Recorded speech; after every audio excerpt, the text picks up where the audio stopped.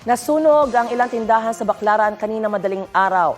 Problemado ngayon ang stall owners dahil ang paninda nila inutang lang daw nila.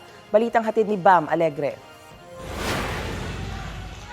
Sumiklab ang sunog sa hilera ng mga tindahan na ito sa Baclaran, Pasay, pasado alauna ng madaling araw. Ayon sa Bureau of Fire Protection ng Pasay, 10 hanggang 15 stall ang apektado sa sunog. Naapula ang apoy wala pang kalahating oras. Tumambad ang maraming nasunog na paninda ng mga vendor. Ang tinderang si Irene Dalupang napatulala na lang. Hindi ko talaga inaakala na ganito lahat. Ang akala ko po ay may kahit ba paano may sasalba kami.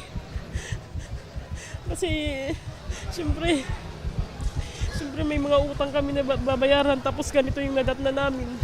Tinatayang nasa 12,500 pesos ang pinsala ng sunog ayon sa BFP. Pero ayon sa mga nagtitinda, hindi lang yun ang halaga ng kanilang paninda. Hinagpis pa ang inabot nila, ipinangutang lang daw nila kasi ito. Hindi naman maliit ang halaga niyan. Panay utang din sa 5-6 yung halaga niyan eh. Milyon po ang pinuhunan namin dyan, pero yung po ay utang pa.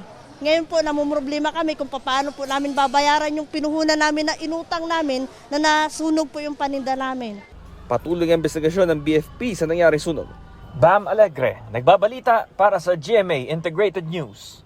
Kapuso, alamin ang maiinit na balita. Bisitahin at mag-subscribe sa GMA Integrated News sa YouTube. Sa mga kapuso abroad, samahan nyo kami sa GMA Pinoy TV at sa www.gmanews.tv.